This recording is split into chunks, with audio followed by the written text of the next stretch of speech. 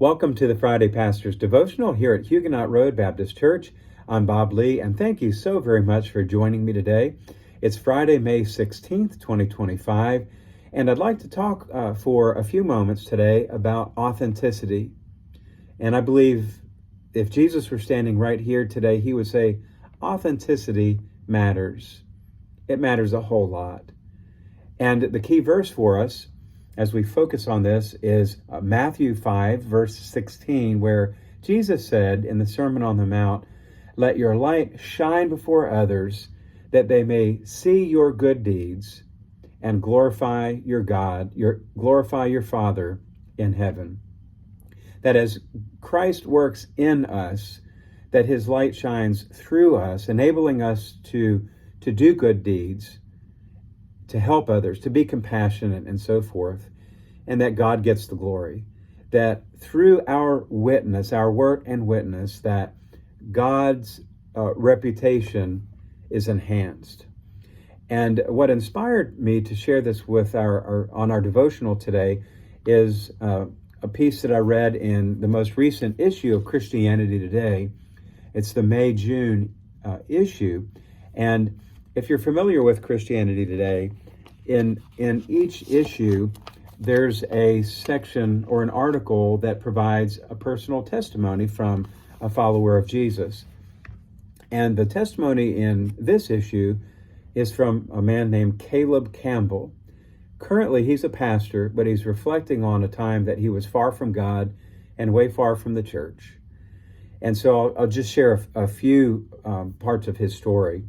He was raised in a very strict fundamentalist Christian environment.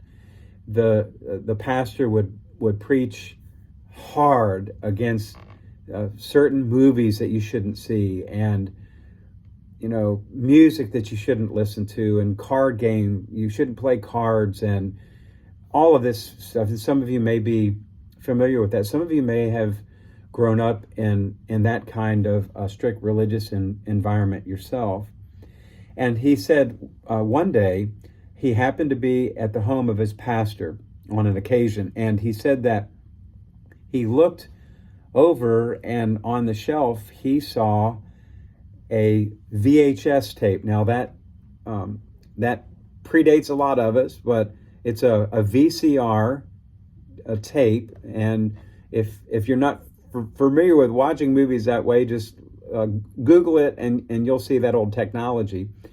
But the jacket cover on the VHS tape was the Terminator, and it was a rated R movie. And Caleb knew that, and he had heard his pastor preach against watching rated R movies. And then here he is in his pastor's home, and there on the shelf he sees a movie that he shouldn't watch. And right then he was like, in his mind, well, if my pastor is preaching against watching rated R movies and he has one on his shelf, then how am I supposed to believe anything else that he says? And I can understand where he's coming from. And so he, right then, that caused him to give up on Christianity. And he didn't want to have a thing to do with the church or Christianity or religion in general. And sadly, he got caught up in a neo-Nazi white supremacist skinhead group. And that led him down a horrible path of destruction. Several years later, he was able to emerge from that.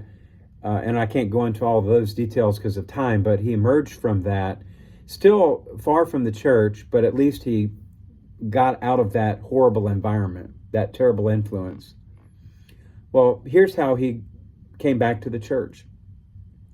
He was a drummer, and he answered a classified ad that a church had run. They were looking for somebody to play drums in their worship team. And so he answered the ad, and the worship team talked with him and gave him the opportunity to play drums. And they accepted him as he was. They weren't judgmental or condemning or anything like that. And so over a period of time, somebody in the church, a couple in the church, invited him over for dinner, and they, just had conversation, and there was no agenda. And over a period of time, that led to conversations about where he was in his walk with the Lord. And that couple, because of their authenticity and because of their genuine faith and love of him and acceptance and compassion, non-condemning, he ended up coming back to faith and is now a pastor and is leading other people to the Lord and having a tremendous influence in his community. And so, just circling back, it helps us to be reminded of the importance of being authentic in our faith and just being who we are, being the real thing, and letting God take care of the rest. Well, thanks again for taking time to listen and watch today. I hope that you have a wonderful day, and I look forward to seeing you on Sunday as we continue our series on the parable of the prodigal son. We said it's also the parable of the loving father. Thanks again, and God bless. See you soon.